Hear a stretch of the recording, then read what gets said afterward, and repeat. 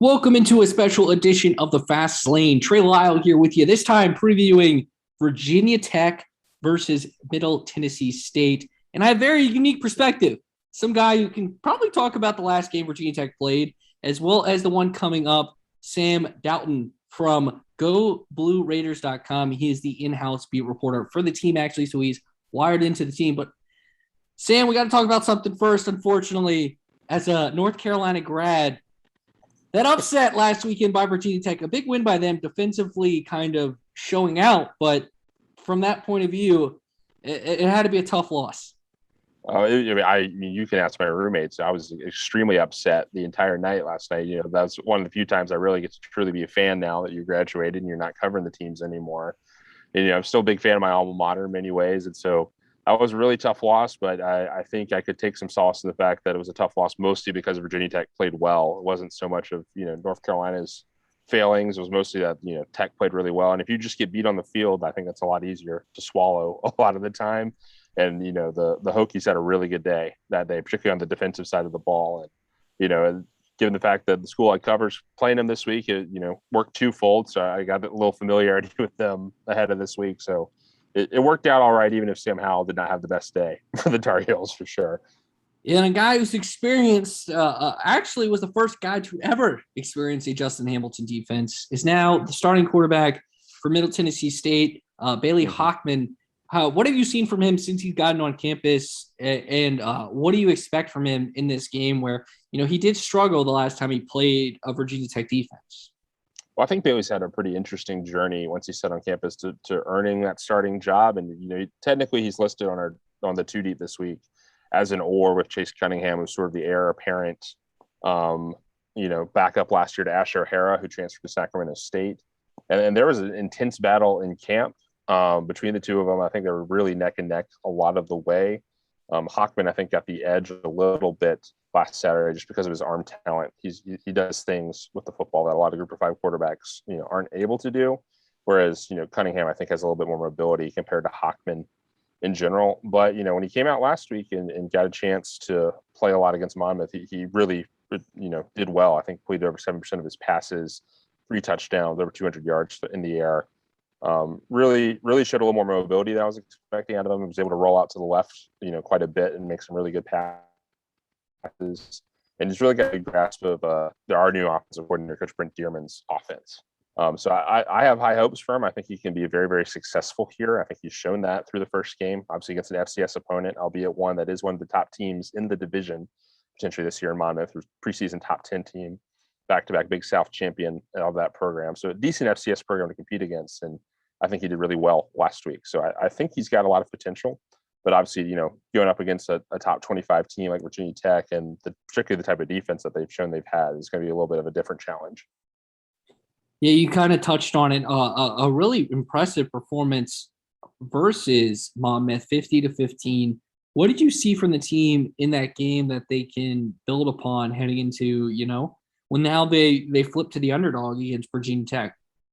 I mean, I think what you saw out of that team was that they got off to a little bit of a slow start. It was 0-0 at the end of the first quarter, and then they went up 7-0 on the first play of the second quarter when they returned a punt back for a touchdown. And so it took them a little bit of time to get going, but they stuck with the game plan and made some really good halftime adjustments and also forced 4 turnovers. And I think that was a big point of emphasis for the team this year. They didn't feel they forced enough turnovers last year. It's been a big practice emphasis for them in camp. And, it's great for the team to see the fruition of that effort, come to bear and get a chance to force 3 fumbles and got a pick 6 last week. So, a little bit of, opportunity meets preparation in that sense with turnovers. You can't rely on them every single week. But that was really, I think, the big difference was that they took care of the ball. Middle Tennessee didn't turn the ball over a single time last week against Monmouth, and they were able to get 4 of their own and converted all 4 of those turnovers into touchdowns, scored 28 points off turnovers, 1 through the pick 6, and then 3 offensive touchdowns off of that. So, yeah, just a lot of good momentum, particularly on the defensive side of the ball, and I think a good reinforcement of all the stuff they've been working on over the year to really get everyone to continue to buy in to some of the new systems they're working on, particularly on the offensive side. Something that I don't want to say struggled because they won 50-14, but I guess the weakness of the offense, granted they wanted to pass the ball a little bit more, was the run game, which could be a very important thing. Keeping Virginia Tech's offense and their very experienced offensive line off the field is probably something Middle Tennessee wants to do, especially on the road in Lane Stadium. What did you see from the running game, and what do you want to see more from it in this second game? Well, I mean, it was certainly something. I think, like right after the game, Coach Rick Stockstill, the head coach, mentioned that was the one area he was disappointed in the team with, and that's something that's been brought up this week in media availability about something that they are continuing to try to work on and get better. I think a lot of it in that particular game was just a little bit of rustiness. There's a couple guys that are key rotations in there. Amir Rasul and Martel Pettaway, who opted out of the 2020 season. Rasul played at Florida State. Pettaway played at West Virginia before they came to Middle. And so some of that was knocking the rust off. And Rasul mentioned that, the fact that he needed to, be able to just get his timing down, when to hit the blocks and when to get going. But I think in general, I think they just needed to be a little bit better on the technique, a little bit better blocking, and just be able to create better holes working together. This is a young offensive line, as you can see from their years. They have a little bit of experience. A lot of the redshirt freshmen are actually in their third year of college football because of the extra year of eligibility. So a little bit more experience than what a young line on paper looks like, but it's still a group that's working together, working in a couple new starters here, there. Notori Johnson's a Georgia transfer at, I believe, right guard. So just a little bit of chemistry issues. I think the key is just they're going to need to work together better as a unit and get a little bit better execution. But as you see that, I think the offense, which is really RPO heavy, is going to run itself at some point, and they'll get into some good situations. Obviously, when they're going to be at a size disadvantage. Moving on, you kind of touched on it. North Carolina, who was their previous opponent, runs a very heavy RPO offense, similar to Middle Tennessee State. Stylistically, Virginia Tech was able to use their offense or the defensive line, which has shown to be pretty good last week against an inexperienced offensive line, actually a more experienced offensive line than Middle Tennessee State. How big of a challenge is this offensive line going to face with, the Amari Barnos of the world, who's a premier defensive end in the country, and then, you have Jordan Williams at defensive tackle. This is a really good defensive front seven, even with the linebacking core that Virginia Tech showed. Well, I was talking with one of our offensive line coaches, Mike Paul, yesterday, and he acknowledged that, that they're going to be a big challenge for them and that they're a top 25 team for a reason and one of the best defenses in the country for a reason. So I think they're really approaching it more from, if they use their technique well, if they do what they know they can do best, they'll be able to counter it at least a little bit. I think you're going to see a lot of screens potentially from them. I think that was a play that UNC was able to use pretty well. That was the one touchdown they scored, was on a wide receiver screen. And the Dearman offense is a lot of quick passes in a lot of situations if they can get them. And so I think that's sort of the recipe for it, is if they can get going, if they can get a little separation on the outside, get those quick passes off, they'll be able to move a little bit. But I do know that they're not planning on, long dropbacks in particular. I think that's something that they had a lot of success with last week, with some deep throws from Hockman that maybe you won't see as much of in the offense this week. Not to say that they won't run it ever if they get in a situation where they like it, but quick passes and making sure that you're getting the ball in your playmakers' hands in some space are going to be the key here. Moving to the other side of the ball, how big of a challenge does the front seven have now for Middle Tennessee State? Because they're facing a premier offensive line with a lot of experience and a team that's shown the ability to dominate the line of scrimmage and run the ball very efficiently with both the running back and even the quarterback in Braxton Burmeister. I'm relatively bullish on how our front seven is going to do next week. Honestly, I think that they do have a huge size advantage on the offensive line. I think, Coach Tommy West, just the defensive line coach here, mentioned he thinks they're going to, try to bully Middle Tennessee a little bit in the trenches. But the defense is really, really experienced, particularly in that front seven. They've got a lot of linebackers that are really experienced, a lot of DNs that are really experienced, a little undersized perhaps compared to what Virginia Tech's used to. But I think that experience will help them be a little craftier. And I think that the defense is a defense that will dial up some blitz pressures a lot of times as well, both run blitzes and pass blitzes. And that can help create an advantage where there wasn't one necessarily. But I mean, there's no question it's going to be a tough challenge.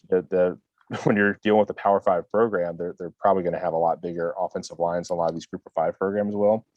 And so it'll just be a different thing. But I think the key is, there's going to be moments where they're going to get hit in the mouth, and getting back up and making plays off of that is going to be key. How do you think the team's going to react to playing in one of the most unique environments in all of college football. Being an ACC guy, you know that Lane Stadium is different, obviously, compared to probably the Carolina game. It will be a little different to this one, but still very unique environment that these players have probably never experienced. Well, Middle Tennessee's traveled around to a lot of pretty big environments in recent years. There's guys on the team that have played at Michigan. There's guys on the team that have played at Georgia. So for the really veteran guys on the team, that there won't be, that shell shock moment. They'll be used to playing in front of a big crowd like that, but like you said, it's not going to be a big crowd that's going to be super amped up, I think. I don't think any Virginia Tech fans have this game super circled on their calendar necessarily.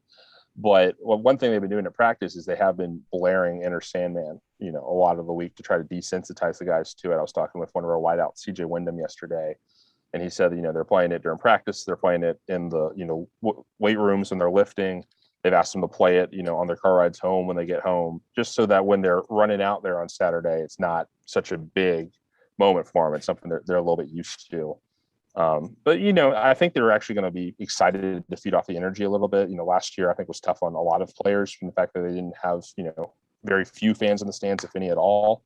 And so I think a lot of them are just excited to be like, I'm in a true environment. And so even if it's, negative energy, it's stuff I can feed off of and stuff that I can, they can get motivation for internally. And so I think a lot of them are just really, really excited about it for the most part. Well, let's go to the game. I am guessing I won't force you to give a prediction, but I'll ask you, do you think it keeps it close? 18.5 to spread, over under 54.5. Do you think it stays close throughout most? And do you think a lot of points are scored? Do you think these defenses are able to show out? I don't think it's going to be a super high scoring game. I think in the end, I think the way it'll turn into one is if the Virginia Tech defense forces a lot of 3-and-outs and keeps Middle Tennessee State's defense on the field more often. I think that's where the middle could run into some trouble. But I think 18.5, particularly coming off of a top 25 win for Virginia Tech, when in recent years they've not performed super well off of those games. I think they're 3-5 coming off the top 25 wins, 2-6 when that game is against an FBS opponent. So I would take the points in that situation. I'm not saying that it's going to necessarily be like super close within that if I had to predict, but I think this team's got a little more experience than some people are thinking, and are a little bit better in the last two records than they've shown. Middle Tennessee was 4-8 and 3-6 in the last 2 years. I think they've got a little more experience through some of the transfers they brought in, both from the JUCO level and from elsewhere in Division I, that have given this team a little bit different of an edge to it. So I think there's a chance that they could surprise some people, but I think it'll end up being a pretty middle of the road game, maybe somewhere where both teams score in the 20s, or one team's in the 10s, one team's in the 20s, something like that.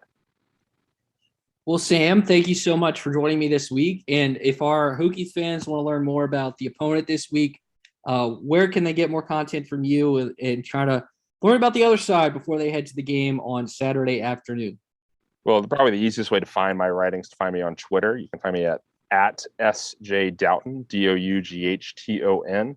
That's my Twitter handle on there. And then I write for GoBlueRadiers.com, which is the official athletics website for Middle Tennessee State. So if you go there and you click on the football tab and go to news, you'll see a lot of my articles from over the weekend with Monmouth and a couple of the preview stuff heading in this week. We have a notebook where we cover the whole athletic department.